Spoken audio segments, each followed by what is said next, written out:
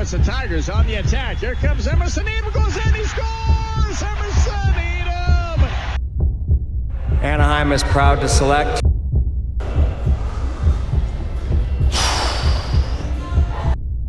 Emerson's a top 10 talent in the draft, bar none. We had some anxious moments there. He wants to be able to say to really the world, you know, California can develop players. Hello folks, my name is Liam Nixon and welcome to Drafted, the Emerson Etem story. Now during the 2009-2010 WHL campaign, Medicine Hat Tigers fans really got to know Emerson as that slick skating rookie with a penchant for scoring big goals at big times. And as more of those big goals started going in, more NHL scouts started taking notice of the Long Beach native, so much so that Emerson was considered a surefire first-round pick at the 2010 NHL Entry Draft in his own backyard of Los Angeles. Now, to the people really close to Emerson, his early success really didn't come as a shock. You could almost say he was destined for big things. Emerson's father, Rick, played tennis and rowed at the U.S. Naval Academy. His mother, Pat, was a member of the 1980 and 84 U.S. Olympic rowing teams. His brother, Martin, and sister, Elise, have followed in those footsteps, each rowing at Division I NCAA schools while chasing their own Olympic dreams. But for Emerson, it was always about hockey. It started at the Los Altos YMCA in Long Beach, where he strapped on his first set of rollerblades. Now, he didn't show instant flashes of brilliance, but it was obvious that he was having fun with it. Just a lot of good times, a lot of shooting pucks, no nets, just against this fence here, we would, tape up a net, and that would be our net. So, it's an old-fashioned style out here, and it was just a lot of fun. I would say he was off to a bit of a slow start, but he loved it. He knew he enjoyed it. He found something he loved, and he was, I think he was on track to take it as far as he could. At home, Emerson had a willing training partner in big brother Martin. The two would spend hours on the front porch battling for bragging rights. Martin he was a great stick handler, great player in his own right, but Emerson would not give up.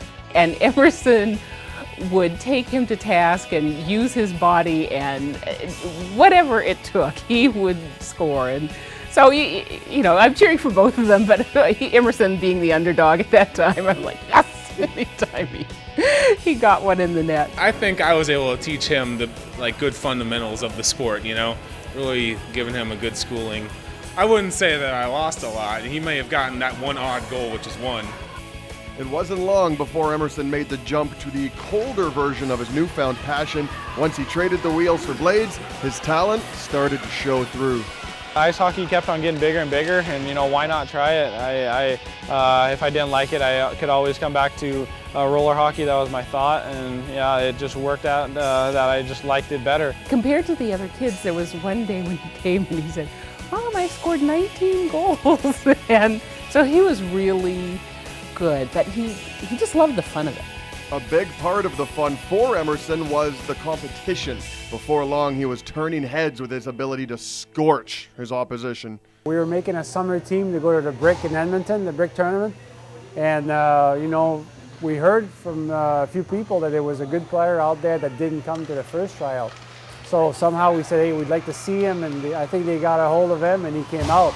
And we were amazed, like oh my God, this is a good, right away when we saw him, we know he was going to be on the team and be a great player. Eustace King has been Emerson's agent since the Long Beach kid was 14. Having previously worked for the NHL for 10 years, King has a pretty good idea of the sort of pedigree it takes to be an NHLer. And at only 14 years old, Emerson was already showing signs of having that pedigree. When I met Emerson, the first thing that stuck out like a sore thumb was his maturity level. He is such a mature young man. He absorbs everything in his environment. He is just a sponge. And I think when I met him, I saw how serious he was about playing hockey and then playing in the National Hockey League. And he'd made some strong and unbelievable commitments. Emerson soon realized continuing his development in California was not the best option for his hockey future. So at the age of 14, it was he who decided to leave the comforts of home and move to Minnesota. There, he would attend Shattuck St. Mary's, one of the top hockey programs in North America, helping the prep team win the Tier 1 Under-17 National Championship in 2008.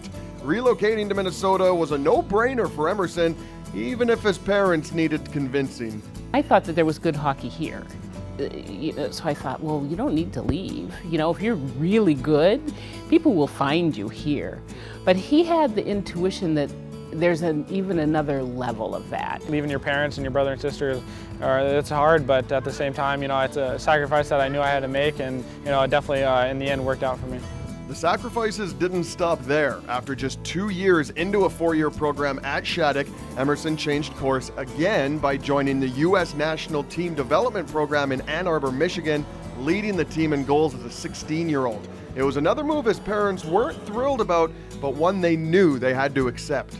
I thought, well, it's a 4-year school, and you knew your commitment going in. Why not stay for the whole 4 years? And Emerson has a way of utilizing his vision to say, I've contributed, I have really given it my all here, and I want to experience, the next level. Sometimes the best decisions in life are things you've done as a result of a decisive decision. It entailed risk-taking and stepping out of your comfort zone and doing something that is not the easiest way to go. I admired him for that. He had charted his destiny. He'd taken a course of action that was kind of decisive. The next step was probably the most important of Emerson's young career. When the Medicine Hat Tigers drafted him in the 6th round of the 2007 WHL Bantam Draft, he was still playing with his national team, and as much as he didn't want to leave his countrymates, it turned out to be the easiest decision of his hockey life, as he led all WHL rookies with 37 goals. Here's Emerson Etem going wide, going to the net. Emerson Etem shoots, he scores! Emerson Etem, a short-handed goal here for the Tigers. Going to Medicine Hat was a no-brainer. Obviously, Willie Desjardins and the staff, and the whole Medicine Hat Tiger organization in general just has such high class. And for me, what Willie emphasizes in his game is speed and a lot of grit, and just I just felt so comfortable. In order to be successful at each level, Emerson needed his body to make the jumps with him. To ensure that happened, he started a training program at 14 years old that a lot of athletes don't follow in their 20s.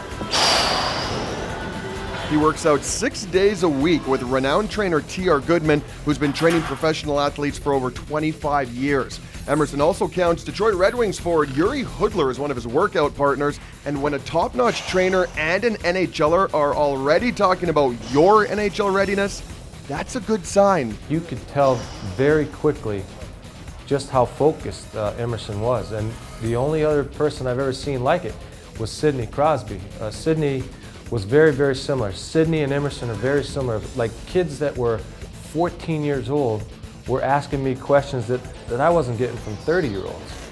I don't even think I can count the number on one hand, the number of times that he was not able to rise to the occasion or be in a position where he could do what was required of him. You can see every year improvement, and the strength. He's 18 years old, and he's gonna get even better through his career. I think he's ready. Emerson and TR's relationship goes far beyond just the physical training aspect. Emerson relies on TR a lot for life advice, so much so that they have a kind of teacher-student relationship.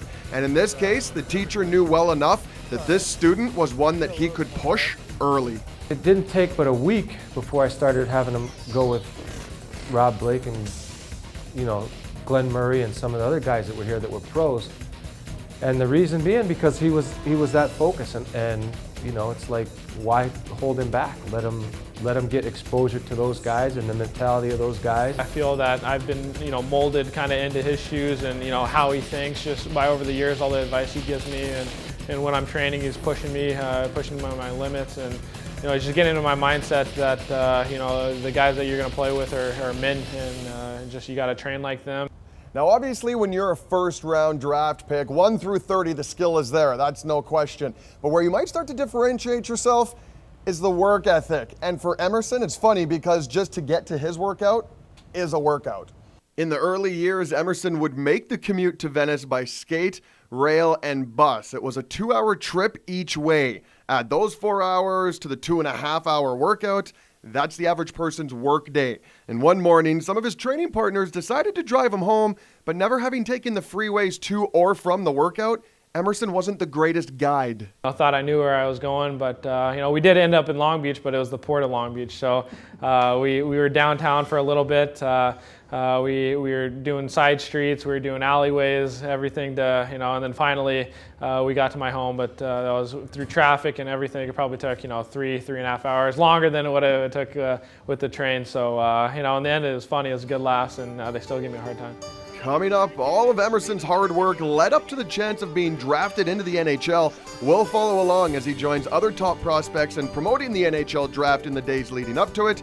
And we'll show you what the California native uses as an escape in those rare moments he's able to focus on something other than hockey.